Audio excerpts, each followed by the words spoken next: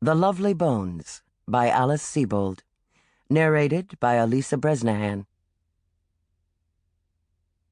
Inside the snow globe on my father's desk, there was a penguin wearing a red and white striped scarf.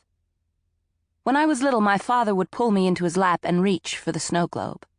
He would turn it over, letting all the snow collect on the top, then quickly invert it. The two of us watched the snow fall gently around the penguin. The penguin was alone in there, I thought, and I worried for him. When I told my father this, he said, "Don't worry, Susie. He has a nice life. He's trapped in a perfect world." Chapter 1. My name is Salmon, like the fish. First name, Susie. I was 14 when I was murdered, on December 6th, 1973.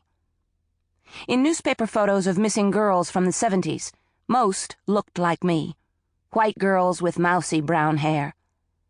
This was before kids of all races and genders started appearing on milk cartons or in the Daily Mail. It was still back when people believed things like that didn't happen.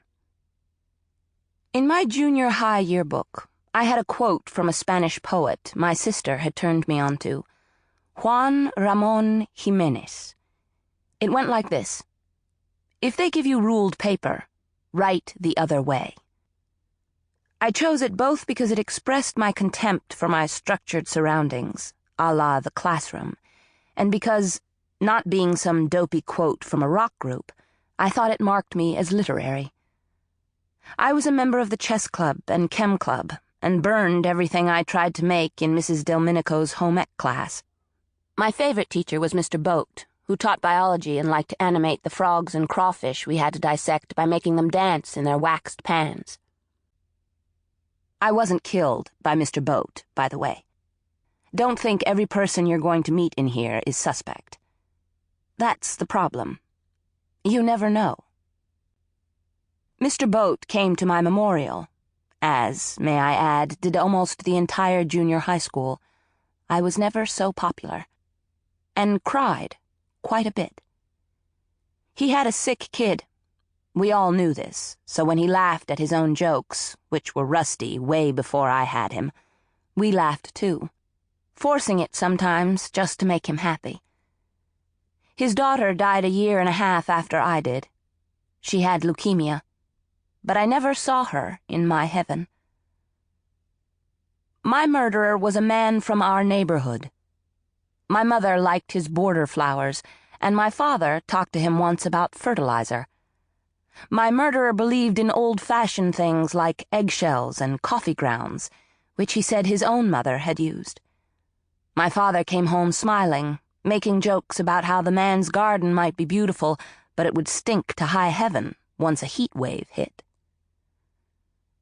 But on December 6th, 1973, it was snowing, and I took a shortcut through the cornfield back from the junior high. It was dark out because the days were shorter in winter, and I remember how the broken corn stalks made my walk more difficult. The snow was falling lightly, like a flurry of small hands, and I was breathing through my nose until it was running so much that I had to open my mouth. 6 feet from where Mr. Harvey stood, I stuck my tongue out to taste a snowflake.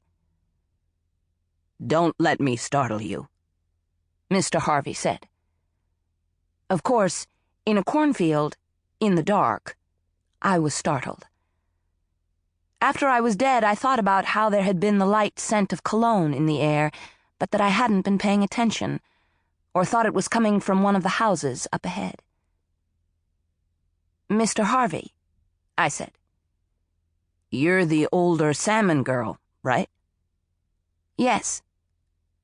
"How are your folks?"